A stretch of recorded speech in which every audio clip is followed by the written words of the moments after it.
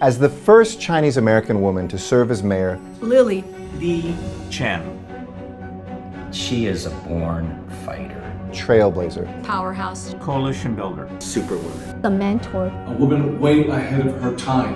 Lily came into the mainstream politics when it wasn't easy. She saw the need to become a voice for our community. Took the brave first step. She wasn't just part of history, but she changed history.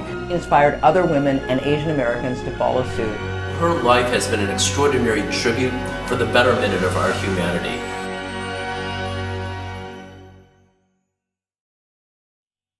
Everyone.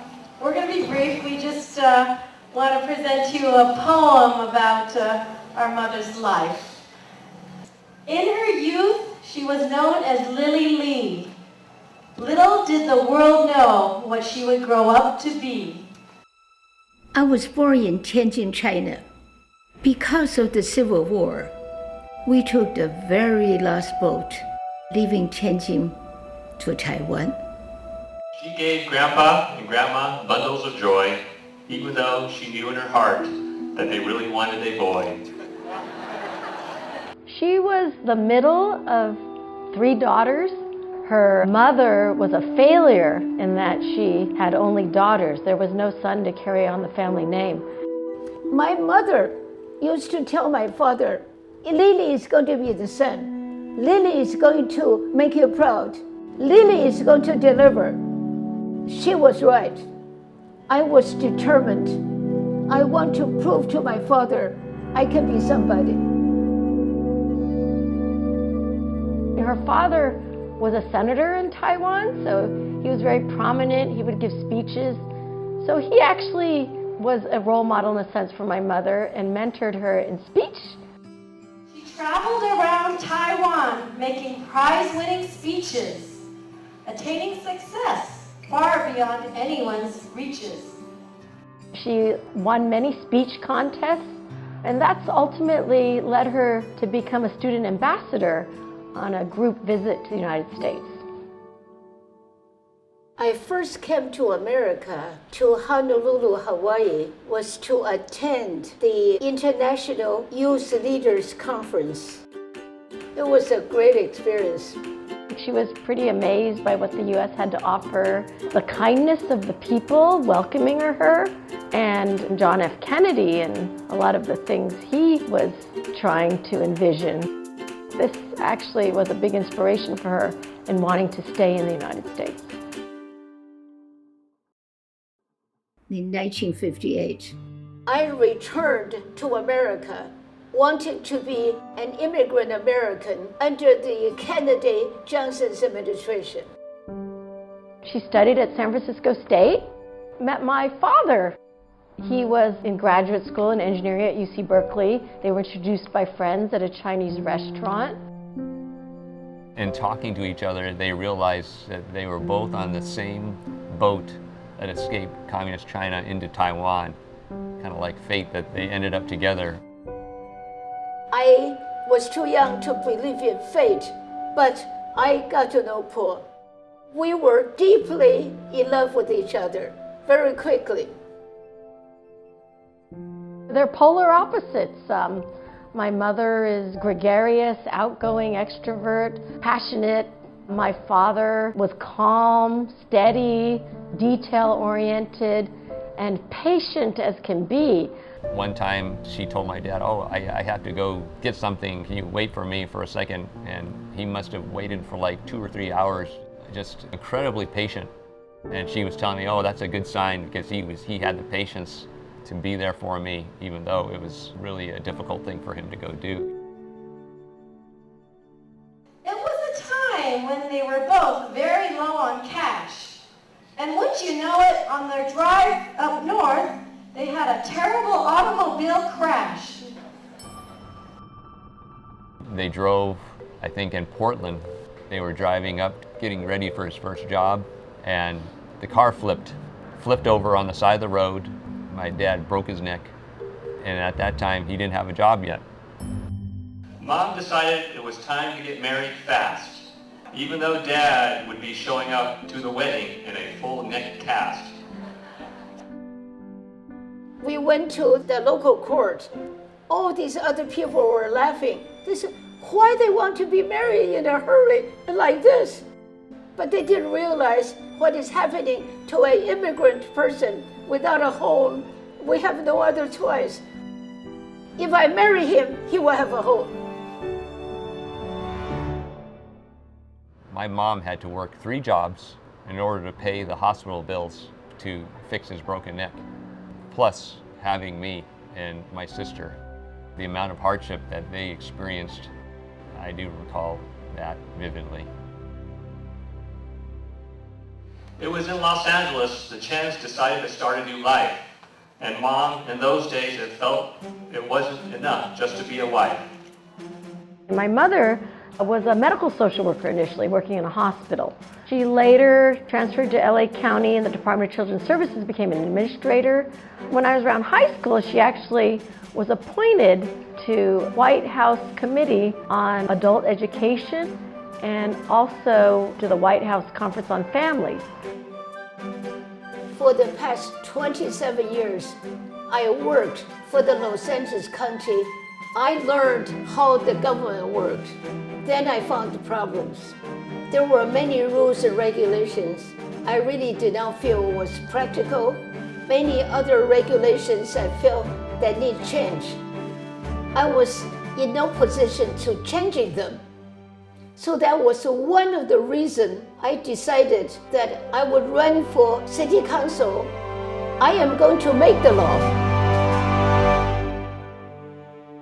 The first foray into politics was actually running for city council in Monterey Park in the late 70s.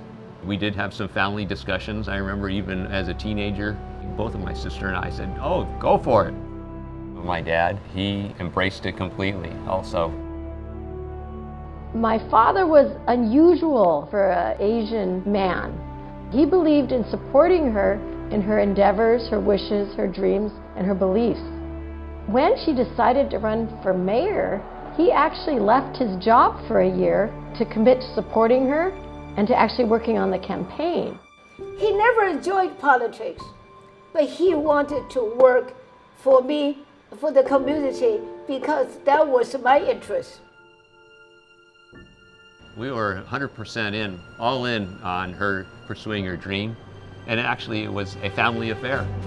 I actually went door to door with her. We have a lot of fundraisers or banquets just to sit there and kind of observe the presence that my mom Lily had in the room when she was to be able to speak to her supporters and the energy that they got. Really powerful. My most interesting experience was candidate night. For the first time, I had the opportunity to speak to a general public.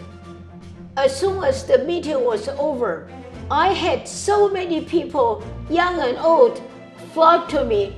They said, Mrs. Chen, we didn't realize you have so much concern about the problems of the city.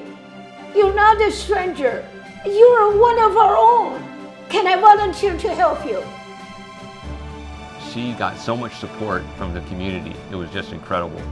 Her ability to articulate what she wanted, her vision, her strategy, blending of cultures, really representing the entire community, just a combination of all those different things, those were powerful. On June the 3rd, 1981, when the result was published, I lost the election by 28 votes. So it was incredibly close. And it was her first time running. I wrote a letter to the editor. I said that I feel like a winner.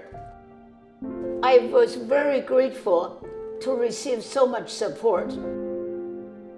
Not only I rejected the recount, but also I went to the city council, congratulated him. We were empowered, emboldened by the result, and that just made the next campaign to run much more strong. When I tried again in 1982, I had this overwhelming support because they said Lily deserved a chance. In 1983, the year Lily Chen became mayor of Monterey Park. Can you imagine how ecstatic we were to find out that she got the highest vote count in the history of the city? It was a first for the country, the first Chinese-American female mayor in the United States. The election signifies many things. It symbolizes the fact that the glass ceiling, particularly for Asian American politicians, has been broken. She was a trailblazer, what can you say? I have to say, I have experienced the best and the worst. In 1982, one of the new members of CACA, the Chinese American Citizens Alliance, was Lily Chen. We learned immediately that she was involved in some new controversies in Monterey Park because of the growing Chinese population there. Monterey Park at that time was a third Asian American, a third Hispanic, and a third white. But there was definite prejudice against people from Asia that came over. When I was growing up in the 80s, I was considered an ABC, which is American-born Chinese. And then there was folks that immigrated, they were called FOBs, fresh off the boat. The reason I did not want to recount was because during the campaign, I have already experienced the resentment from the old-timers. When I walked door to door, the minute people saw my face, they closed the door. They did not like to see me. They did not like to see an Asian face. And I already know about their resentment. My husband and I moved to Monterey Park in 1971. And just one day it seemed like downtown Monterey Park was full of Chinese signs that we couldn't read at all. The rest of us felt like, you no longer live here. This is no longer your city. And it was people very upset. So my husband and I, we worked on a petition with several other people.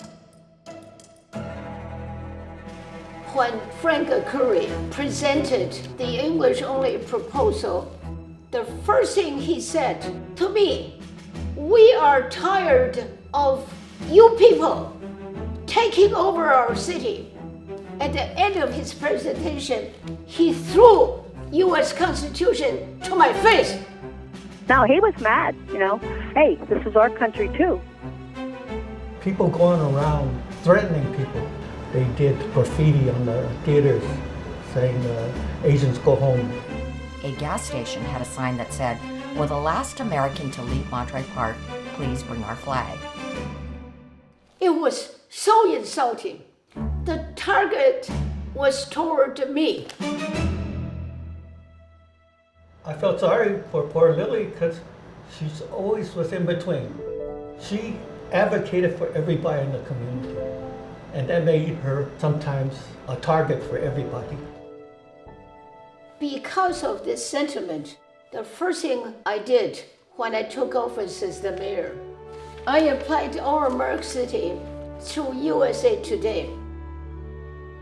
I was hoping the newcomers would feel the pride. I hope that the old-timers will say, yes, give them a chance. It takes time for them to assimilate to become full-fledged Americans. The difference is only you came here earlier than the rest of us. Lily tried very hard to be a good council member. I have to say that. I didn't always agree with her, but I said some of the decisions were not easy to make. When President Carter appointed me to serve as his advisor for adult education, the first opportunity I got was to recommend that ESL program had to be implemented throughout the nation for free. Our federal government should pay for it. How can you blame the new immigrant not speaking English, not participating in the mainstream American society, without helping them to learn English? When she was mayor, she became a target of some hatred. The anti-immigrants, the overt discrimination really picked up in Monterey Park. I want to say what Lily did. She stood firm. She sent out a message that said plainly, I am a proud American.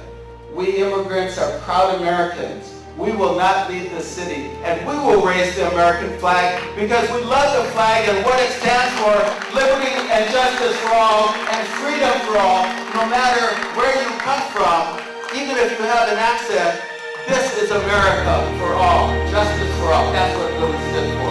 Thank you, Lily.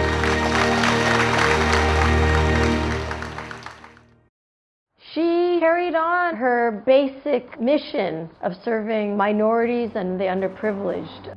On the Monterey Park City Council, she focused on making things better for the residents of the city. She worked to close a local landfill. She sought funds for the expansion of an elementary school. She successfully lobbied to have Monterey Park host the Olympics field hockey games. She started the Chinese Political Action Committee, CPAC, one of the first political organizing committees to give voice to Asian Americans. She served on the Democratic National Committee. She also ran for Congress. I know she wasn't successful, but I know she gave it her all. And whenever she got involved in anything, she really put her heart into it. Lily was founding member of a number of prominent Asian American organizations providing critical services to the Asian American community. She partnered deeply with people of different backgrounds. Many people after her have been encouraged to run for office and to take on leadership roles. The first Chinese American, the first Asian American, the first woman, but always working to be the mentor, the teacher, the enabler, working hard to make sure that although she was the first, she would certainly not be the last. Thank you, Lily Lee Chen.